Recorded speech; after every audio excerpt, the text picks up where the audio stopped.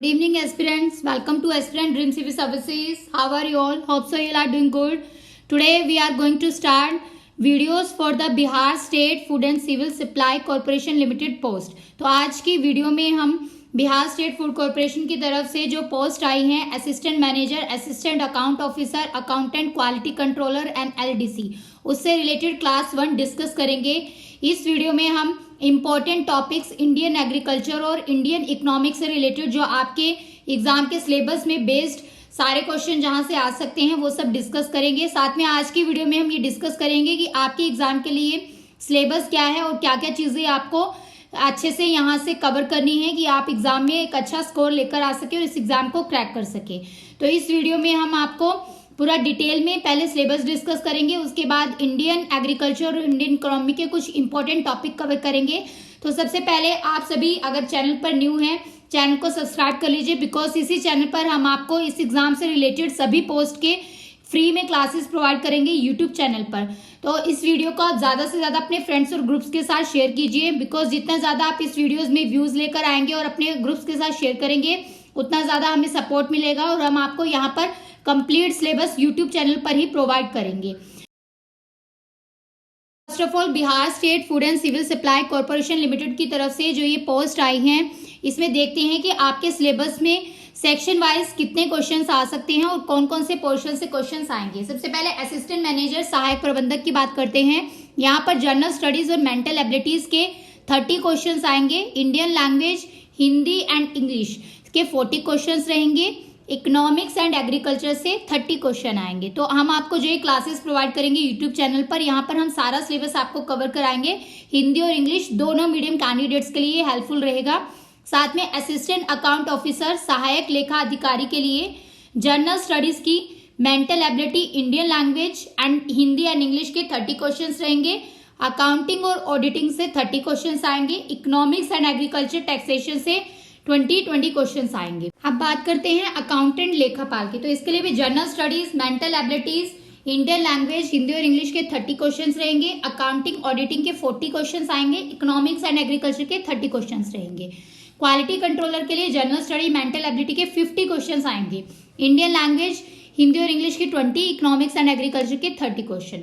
Law division clerk यानी LDC के general study और मेंटल एबिलिटी के 50 क्वेश्चंस आएंगे.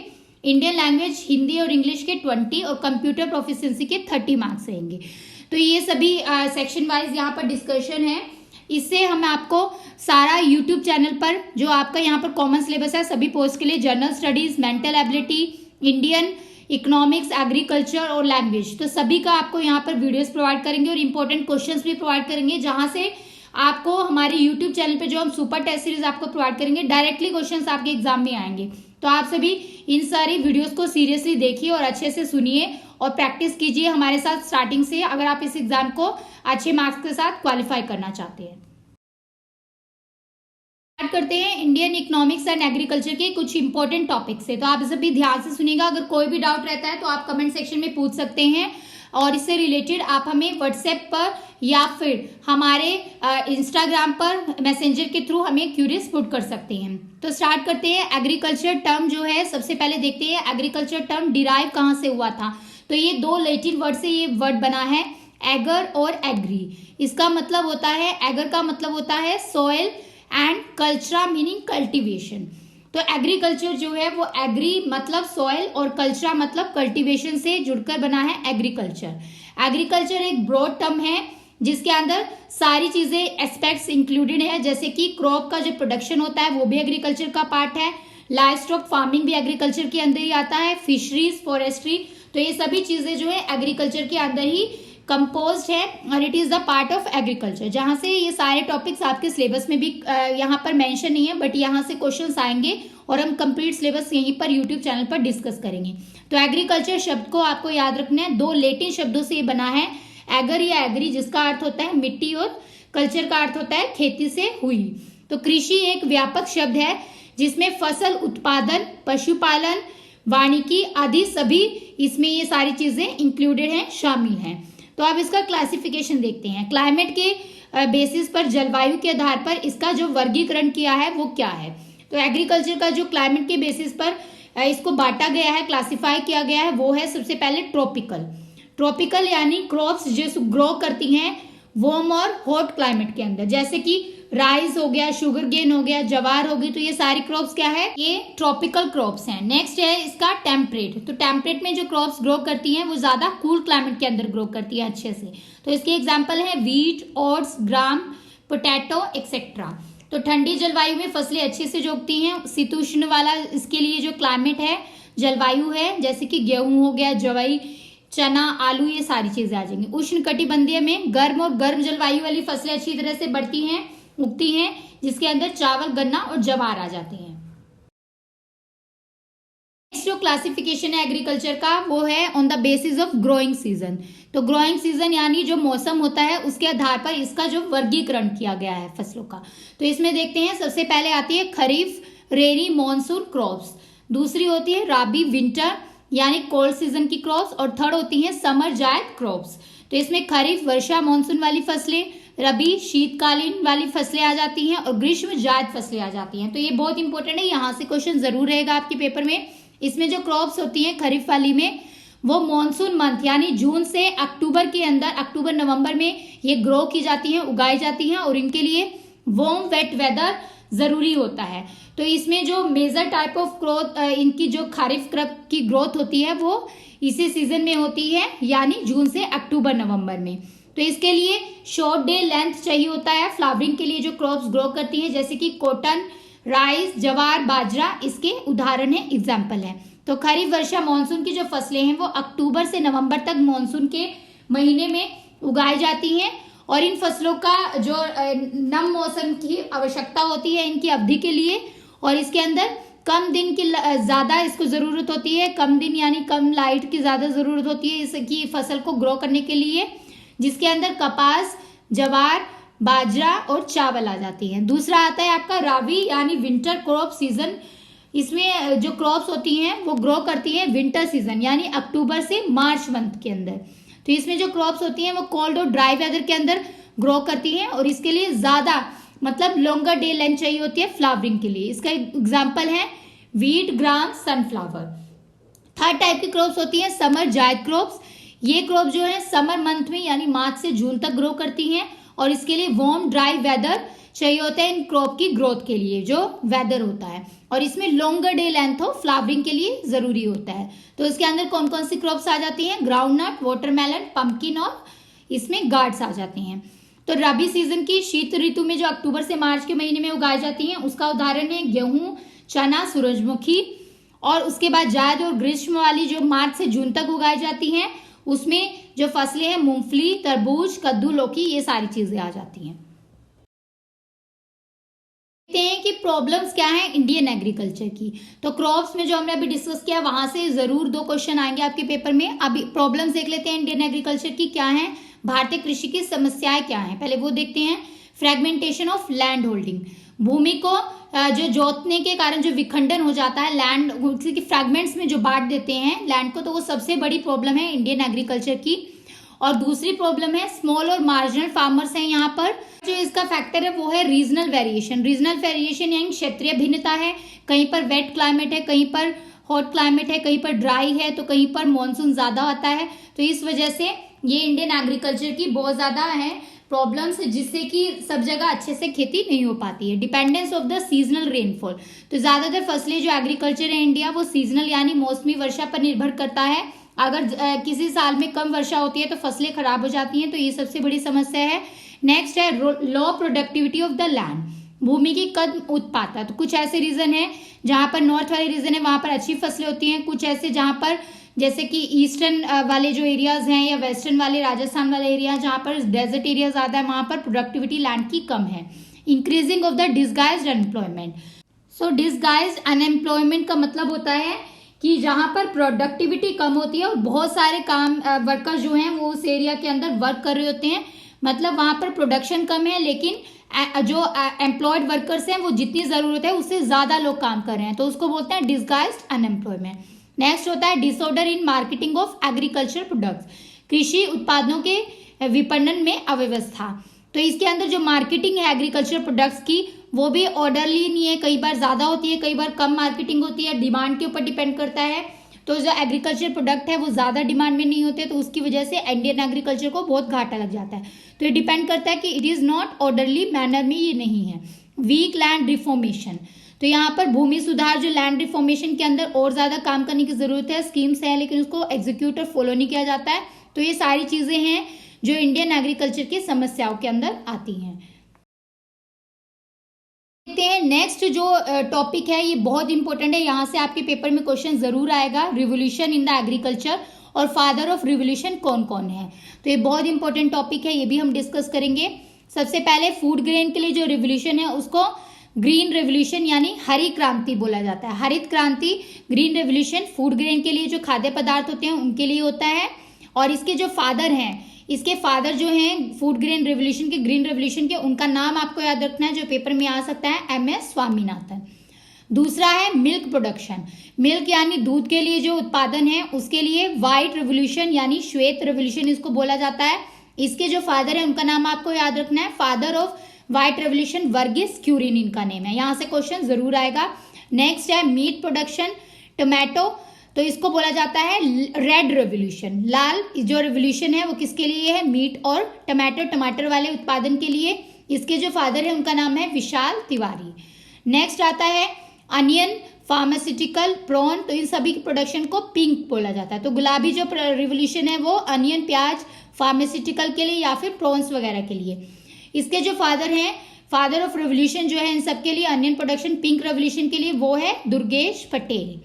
नेक्स्ट आता है fruit honey production, horticulture development, तो इसको गोल्डन रेवोल्यूशन बोला जाता है। ये बहुत इंपॉर्टेंट है फ्रूट्स के लिए, यानी जितने भी फल है, हनी है, शहद है, हॉर्टिकल्चर है, इन सबको गोल्डन रेवोल्यूशन कहा जाता है। और इसके फादर का नाम है निरपक Tutej.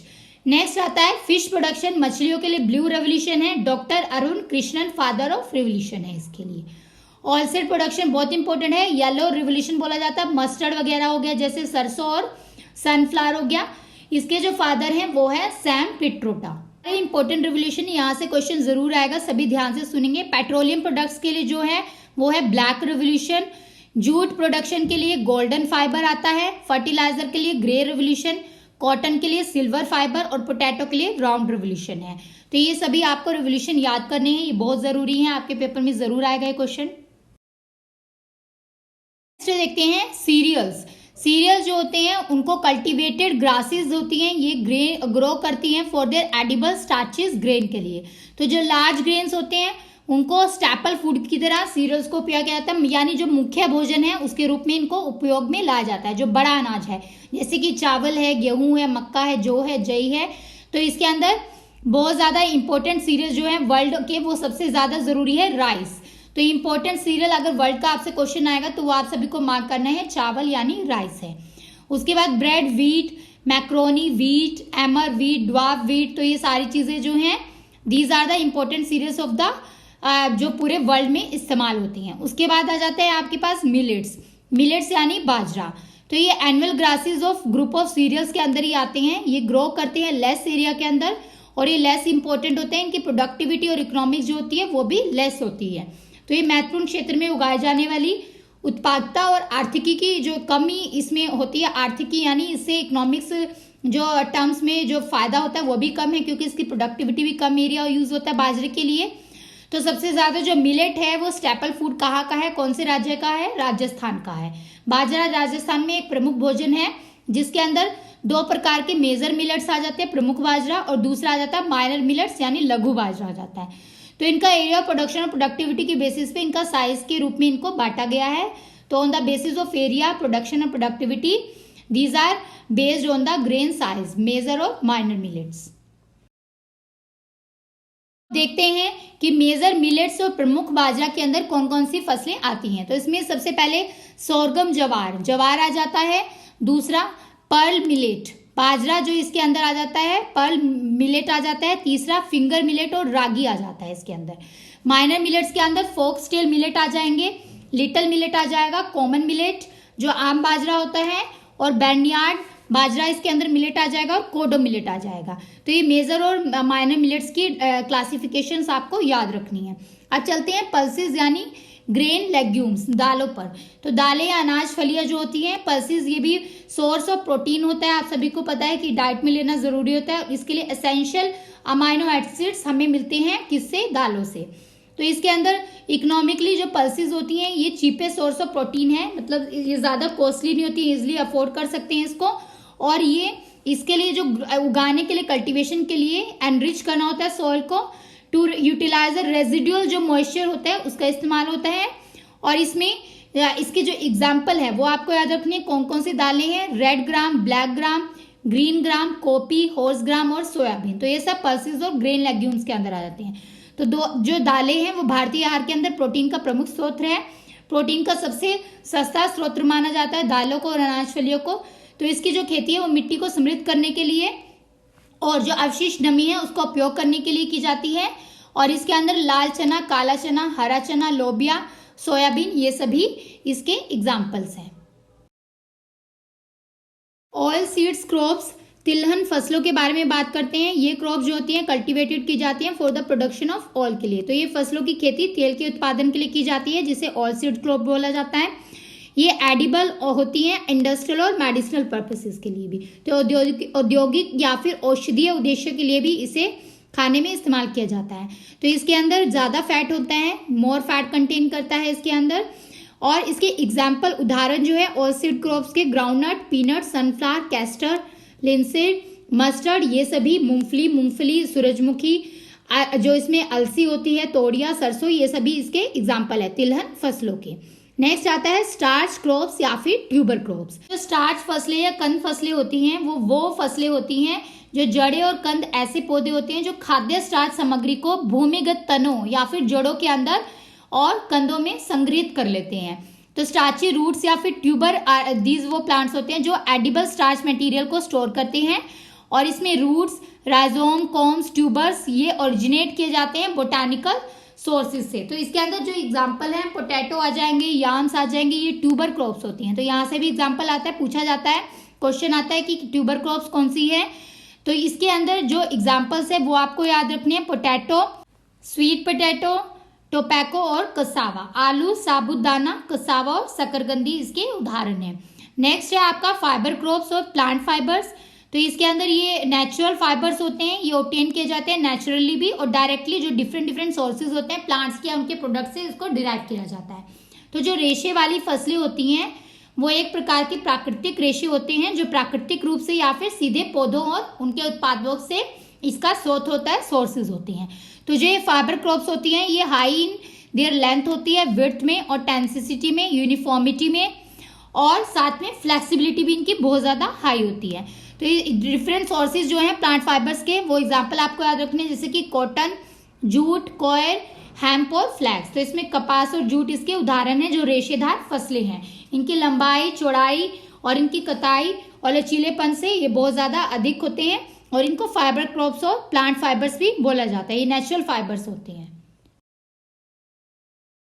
Now come to cotton. अब कॉटन यानी कपास की बात करते हैं। कॉटन ऑब्टेन किया जाता है कॉटन प्लांट से, कपास के पौधे से ये प्राप्त होता है और ये एक ट्रॉपिकल प्लांट है। तो आपको ये याद रखना है ये एक उष्ण कटिबंधीय पौधा है और ये मेनली ग्रो करता है रीजन्स में जहां पर ब्लैक सॉइल या फिर वार्म कंडीशन होती है। तो काली मिट्टी और गर्म परिस्थिति वाले क्षेत्रों में इसको उगाया जाता है। कॉटन एक फ्लावरिंग प्लांट है और ये बिलोंग करता है जीनस गॉसिपियम और फैमिली मेलिविशिया से। तो इसकी फैमिली का नाम याद रखना है, गॉसिपियम और मेलिविशिया।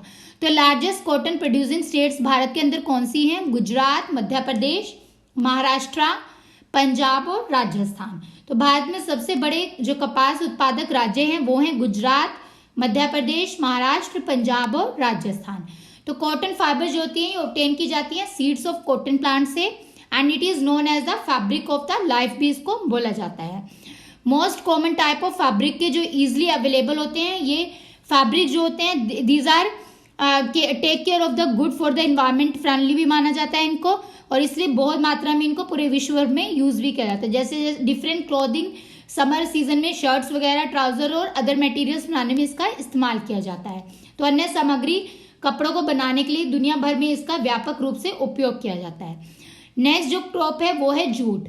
जूट एक लॉन्ग सॉफ्ट शाइनी फाइबर है जो वेजिटेबल से इसको ऑब्टेन किया जाता है। तो जूट सब्जियों से प्राप्त होने वाला एक लंबा, मुलायम और चमकदार रेशा है। जूट फाइबर जो होते हैं ये इंटीग्रल पार्ट होते हैं कल्चर ऑफ वेस्ट बंगाल के। तो ये वेस्ट बंगाल के साथ साथ कुछ पार्ट में बांग्लादेश के भी मिलते हैं और ये मेनली कंपोज होते हैं सेलुलोज और लिग्निन से, इसीलिए इसको लिग्नोसेलुलोसिक फाइबर भी बोला जाता है। तो बहुत इंपॉर्टेंट है, यहाँ से क्वेश्चन आ सकता है। ये मोस्ट अफोर्डेबल नेचुरल फाइबर होते हैं और इसमें वैरायटी ऑफ यूजेस भी है इसके इस्तेमाल है, जैसे कि जूट बैग में, इसको कोर्स क्लोथ्स में, स्लीपर्स बनाने में, curtains, chair, carpet, table, floor mat, तो इन सब जगह इसको बनाने में इस्तेमाल किया जाता है। तो सेलुलोज और लिग्निन से ये बने होते हैं और जूट के रेशे पश्चिम बंगाल और बांग्लादेश के कुछ हिस्सों में संस्कृति रूप से अभिन्न अंग इसके हैं और ये लिग्नोसेलुलोसिक फाइबर के नाम से भी इसको जाना जाता है। Now we will discuss some important highlights और एग्रीकल्चर सब्जेक्ट से रिलेटेड जो आपके पेपर में क्वेश्चन आ सकते हैं। कुछ इंपॉर्टेंट क्वेश्चन है, सभी ध्यान से देखेंगे। National academy of agriculture research and management NAARM कहाँ पर लोकेटेड है? National academy of agriculture research और मैनेजमेंट हैदराबाद में स्थित है। तो ये सभी को ध्यान रखना है। पूसा अनमोल, पूसा भैरव वैरायटीज हैं किसकी? ब्रिंजल की। तो बैंगन की ये इसकी वैरायटीज हैं, ये कुछ किस्में हैं, पूसा अनमोल और पूसा भैरव के नाम से इसको जाना जाता है। कौन सा राज्य है जो फर्स्ट स्टेट है भारत का जहां पर ऑर्गेनाइज कल्टीवेशन जो है सिनामोम यानी दालचीनी का शुरू हुआ था? तो ये बहुत इंपॉर्टेंट क्वेश्चन है। कौन सा राज्य भारत में दालचीनी की संगठित खेती शुरू करने वाला पहला राज्य बन गया है? इसका एग्जाम्पल और इसका जो आंसर है वो है हिमाचल प्रदेश। तो हिमाचल प्रदेश का नाम आपको याद रखना है। नेक्स्ट है which Indian institute was honoured with the 2021 Africa food prize? तो किस भारतीय संस्थान को 2021 अफ्रीका खाद्य पुरस्कार से सम्मानित किया गया था? तो इसका आंसर है Hyderabad based international crop research institute for semi arid tropics, ICRI set के नाम से जाना जाता है। हैदराबाद स्थित अर्ध शुष्क उष्ण कटिबंधीय अंतर्राष्ट्रीय फसल अनुसंधान संस्थान इसका सही उत्तर है। नेक्स्ट है which crop is major example of C4 crop? तो C4 फसल का प्रमुख उदाहरण कौन सी फसल है? तो इसका उत्तर है मेज यानी मक्का। CHS1 is a variety of, तो किसकी वैरायटी है ये, किसकी किस्म है? CHS1 it is a variety of जवार की ये किस्म है। नेक्स्ट है Mauritius, Poovan, Lal Velchi, these are the varieties of banana. Question आ सकता है मॉरिशियस, पुवन और लाल वेलची किसकी किस्में हैं? तो ये केले की किस्में हैं। नेक्स्ट क्वेश्चन है soil erosion by the wind bring about the serious changes in the soil by changing it's texture. तो हवा से जब मिट्टी का कटाव मिट्टी की बनावट में परिवर्तित करके उसमें गंभीर परिवर्तन लाता है तो उसे क्या बोला जाता है? बनावट बोला जाता है यानी टेक्सचर बोला जाता है। नेक्स्ट क्वेश्चन है filler plant in a mango orchard is papaya Pyrus. तो आम के बगीचे में पूरक पौधा क्या है? वो है पपीता। नेक्स्ट है Malus is the scientific name of apple. Pyrus Malus किसका वैज्ञानिक नाम है? ये सेब का नाम है। तो ये कुछ इंपॉर्टेंट वन हिट लाइनर है यानी इंपॉर्टेंट क्वेश्चन है एग्रीकल्चर सब्जेक्ट से रिलेटेड जो सभी पोस्ट के लिए जरूरी है, यहाँ से क्वेश्चन आ सकता है। तो आप सभी इसको ध्यान से अच्छे से याद कर लीजिए। नेक्स्ट इंपॉर्टेंट क्वेश्चन है Philippine the shifty cultivation is known as kaingin. तो फिलीपीन के स्थानांतरित कृषि को क्या कहा जाता है? कैंगिन के नाम से ये जाना जाता है। नेक्स्ट है transplanting seedlings process is used to cultivate onions. तो पौधे रोपने की प्रक्रिया का उपयोग प्याज की खेती के लिए किया जाता है, ये भी बहुत जरूरी है। Which variety of wheat has been developed through induced mutation. तो प्रेरित उत्परिवर्तन के माध्यम से गेहूं की किस किस्म का विकास किया जाता है? तो उसका आंसर है शरबती सोनारा। नेक्स्ट है world salt day is observed on 5 दिसंबर।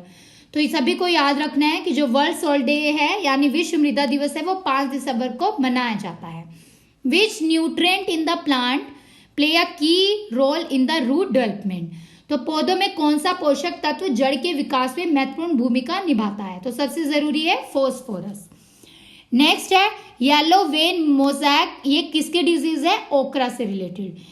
तो येलो वेन मोजैक भिंडी का एक रोग माना जाता है।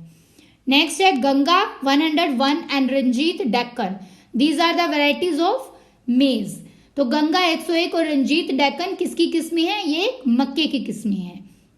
नेक्स्ट आता है Gibbs Martin index is use for the measurement of crop diversification. तो गिब्स मार्टिन इंडेक्स जो है इसका उपयोग फसल विविधीकरण के मापन के लिए किया जाता है। नेक्स्ट है what is the ideal minimum temperature for the growth of sugar cane? It's 20 degree Celsius. तो गन्ने के बढ़वार के लिए आदर्श न्यूनतम तापमान कितना होता है? 20 degree Celsius. Next important question है central soil salinity research institute कहाँ पर है? तो ये करनाल में है।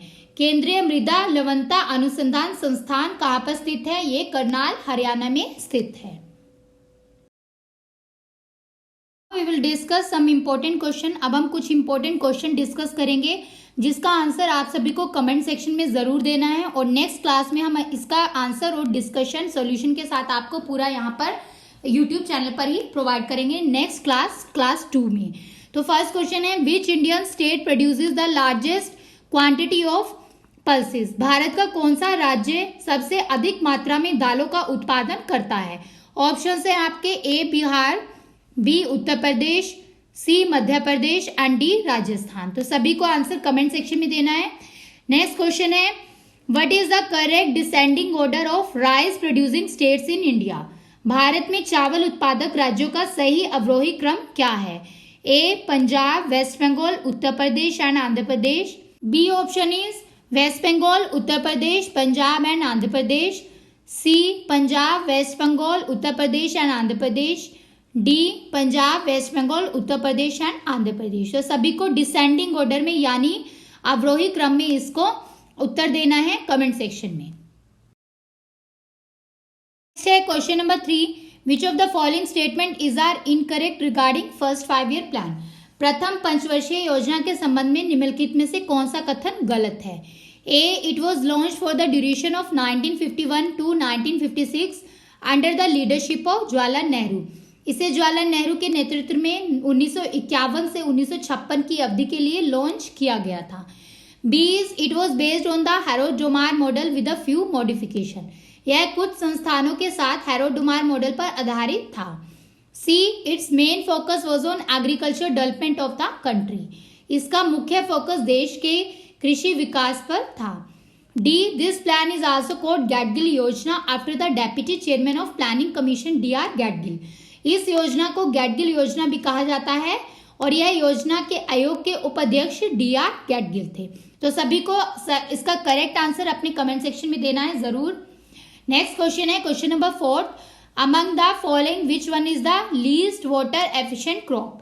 निम्नलिखित में से कौन सी सबसे कम जल कुशल फसल है? A sugar cane, B sunflower, C pearl millet, D option is red gram. तो गन्ना, सूरजमुखी, बाजरा, लाल चना इनमें से कौन से सबसे कम जल कुशल फसल है? तो सभी को कमेंट सेक्शन में आंसर देना है। Try to give an answer in the comment section. तो this is all about today's first class. तो आज की क्लास में हमने इंडियन एग्रीकल्चर और इंडियन इकोनॉमी के कुछ इंपॉर्टेंट टर्म्स को डिस्कस किया है। ये बेसिक्स है और कुछ इंपॉर्टेंट रेवोल्यूशन डिस्कस किए हैं विद फादर ऑफ रेवोल्यूशन जहां से क्वेश्चन आ सकता है, और प्रॉब्लम ऑफ इंडियन एग्रीकल्चर, भारतीय कृषि की क्या समस्याएं हैं, क्लासिफिकेशन क्या है, ग्रोइंग सीजन का बढ़ते मौसम के आधार पर वर्गीकरण इसका क्या है, इंडियन इकोनॉमिक्स और एग्रीकल्चर का टर्म्स कहाँ से ओरिजिनेट हुआ है, और सीरियल्स और मिलेट्स के बारे में हमने देखा, और साथ में मेजर मिलेट और माइनर मिलेट्स के एग्जाम्पल देखे हैं। ऑयल सीड्स, स्टार्च क्रॉप और ट्यूबर क्रॉप्स को हमने डिस्कस किया है। साथ में हमने कॉटन और जूट का देखा है कि कॉटन कहाँ से ऑब्टेन होता है, कॉटन प्लांट से होता है, और इसका ये कौन सी फैमिली से बिलोंग करता है, गोसिपियम फैमिली मेल्विशिया से। और जूट जो है ये एक शाइनी फाइबर होता है और ये बांग्लादेश और वेस्ट बंगाल में पाया जाता है, और ये कंपोज होता है सेलुलोज और लिग्निन से। कुछ इंपॉर्टेंट क्वेश्चन हमने देखे हैं जहां से आपके पेपर में क्वेश्चन जरूर आ सकता है, उस सभी को आप रिवाइज करेंगे नेक्स्ट क्लास से पहले, और जो क्वेश्चंस के आंसर हमने यहाँ पर नहीं बताए हैं वो आपको कमेंट सेक्शन में मेंशन करना है, और नेक्स्ट क्लास में हम उसको विद सॉल्यूशन डिस्कस करेंगे। तो ऐसे ही हम आपका सभी पोस्ट के लिए, चाहे आप असिस्टेंट मैनेजर के लिए आपने अप्लाई किया हो, assistant account officer, accountant, quality controller, LDC, तो सभी में जनरल स्टडी, इंडियन इकोनॉमिक और एग्रीकल्चर तो जरूर आएगा, बस एलडीसी को छोड़ के। तो आपको सभी पोस्ट में ये क्लासेस बहुत हेल्प करेंगी। तो आप ज़्यादा से ज़्यादा हमें सपोर्ट कीजिए और अपने फ्रेंड्स और ग्रुप्स के साथ इस वीडियो को शेयर कीजिए, सो दैट उनको भी यहाँ से हेल्प मिल सके, और एक अच्छी गाइडेंस के साथ, एक इंपॉर्टेंट क्वेश्चन के साथ वो अच्छे से स्टडी कर सकें। और नेक्स्ट वीडियो, नेक्स्ट क्लास के लिए हम जल्दी शेड्यूल आपको हमारे कम्युनिटी चैनल पर शेयर करेंगे, तो आप उसको ज़्यादा से ज़्यादा शेड्यूल के लिए फॉलो कीजिए। और आपको इस एग्जाम से रिलेटेड जो भी हेल्प चाहिए वो हम आपको यहाँ पर प्रोवाइड करेंगे, और एक राइट गाइडेंस के साथ आप इस एग्जाम को क्रैक कर सकते हैं। और हमारी एक्सपर्ट टीम आपको जल्द ही सुपर टेस्ट सीरीज के साथ इंपॉर्टेंट क्वेश्चंस भी ऐसे ही प्रोवाइड करेगी, थ्योरी के साथ भी, जिससे कि आपका थ्योरी और क्वेश्चन सब कंप्लीट हो जाए। तो आप सभी को हमें इंस्टाग्राम, फेसबुक, ट्विटर पे भी आप हमें ज्वाइन कर सकते हैं, वहां पर भी अपनी क्यूरीज पुट कर सकते हैं। साथ में हम 68 बीपीएससी के लिए प्रीलिम्स और मेंस की ऑनलाइन क्लासेस भी प्रोवाइड करते हैं, और बीपीएससी असिस्टेंट आर्किटेक्चर की बुक भी हमने लॉन्च की है। तो सभी डिटेल्स के लिए आप हमारे व्हाट्सएप नंबर या फिर ईमेल आईडी पर क्यूरीज पुट कर सकते हैं कि कैसे एनरोल करना है, रजिस्ट्रेशन प्रोसेस क्या है। और ज्यादा से ज्यादा आप इस चैनल को सब्सक्राइब कीजिए। यहाँ पर आपको बीपीएससी की तरफ से या बिहार स्टेट की तरफ से कोई भी एग्जाम हो या यूपीएससी का एग्जाम हो, आप एक अच्छी राइट गाइडेंस के साथ हमारे यूट्यूब चैनल से ही प्रिपरेशन कर सकते हैं। और साथ में हमारी एक्सपर्ट टीम की तरफ से हम आपको इंपॉर्टेंट क्वेश्चंस भी प्रोवाइड करते हैं, जो डायरेक्टली हम आपके पेपर में जरूर आएंगे। जैसे कि अभी बिहार एसएससी का एग्जाम था और प्रीवियस जो आपका बीपीएससी का एग्जाम हुआ था, तो हमारे यहाँ से बहुत सारे क्वेश्चंस आते हैं। साथ में पब्लिक सैनिटरी एग्जाम में भी डायरेक्टली क्वेश्चंस हमारी बुक और यूट्यूब चैनल से आए थे। तो आप सभी को जितनी ज्यादा हम हेल्प प्रोवाइड करेंगे, आपको बस क्या करना है, हमें ज्यादा से ज्यादा सपोर्ट करना है, इस चैनल को अपने फ्रेंड्स और ग्रुप्स तक ज्यादा से ज्यादा शेयर करना है। So thank you all for watching this video. मिलते हैं न्यू लेक्चर्स और वीडियो के साथ जल्दी। जय हिंद।